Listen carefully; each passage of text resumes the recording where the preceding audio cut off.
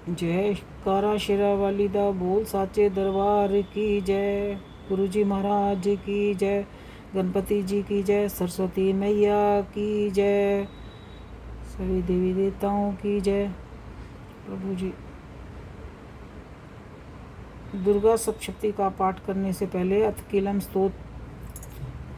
मार्कंडे जी बोले, शुद्ध ज्ञान ही जिनका शरीर है, वह तीनों वेद ही जिन दिव्य चक्षु हैं, जो सुख प्राप्ति के हेतु तथा अपने मस्तक पर अर्ध चंदन का मुकुट धारण करते हैं, उस भगवान शिव को नमस्कार है। मंत्रों का जो अभिकीलक है, अर्थात मंत्रों की सिद्धि में विघ्न बाधा उपस्थित करने वाले शाप रूपी कीलम का जो निवारण करने वाला है, उस स्तोत्र को संपूर्ण रूप से जानना व समझना चाहिए।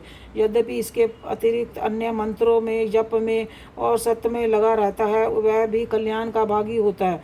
उससे भी उच्चाटन आदि कर्म सिद्ध होते हैं तथा समस्त दुर्लभ पदार्थ व वस्तुओं की प्राप्ति होती है। तथापि जो केवल इस स्तोत्र से ही देवी की स्तुति करते हैं, उनकी स्तुति मात्र से देवी सिद्ध हो जाती है।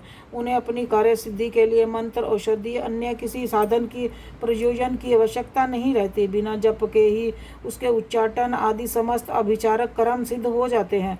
शिवजी ने लोगों को सर्व सिद्धियां बिना परिश्रम के किए प्राप्त हो जाने की शंका से इन सब को शुभ कील दिया है। लोगों की इस शंका को सामने करके भगवान और चंडिका के इस स्तोत्र को गुप्त कर दिया है।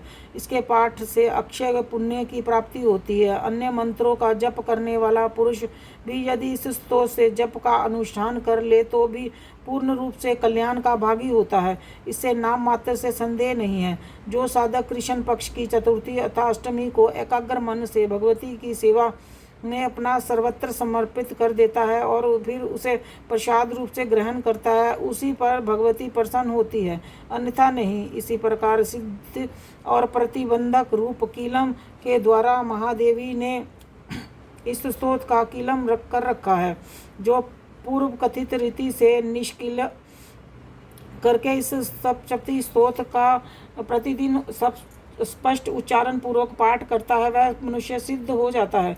वही देवी का पार्षद होता है, वही गंधर्व भी होता है।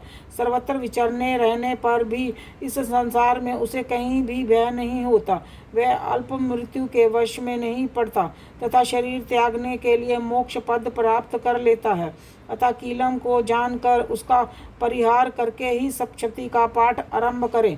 जो ऐसा नहीं करता उसका नाश हो जाता है। इसीलिए कीलम और निष्कलम का ज्ञान प्राप्त करके पर ही स्तोत्र निर्दोष होता है और विद्वान पुरुष इस निर्दोष स्तोत्र का ही पाठ आरंभ करते हैं। स्त्रियों में जो कुछ भी सौभाग्य आदि दृष्टिगोचर होता है, वह सब देवी के प्रसाद का ही फल है।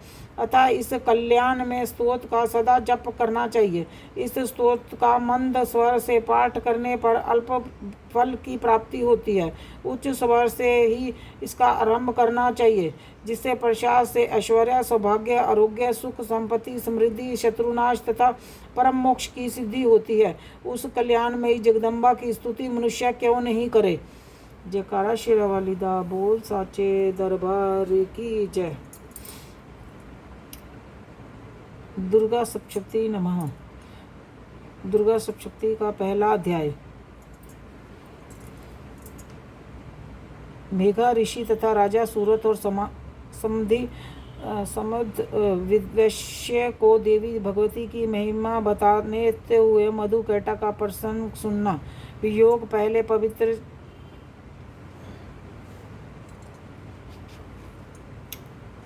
चरित्र के ब्रह्मा ऋषि, महाकाली देवता, गायत्री, छंद, नंदा, शक्ति, स्कंद,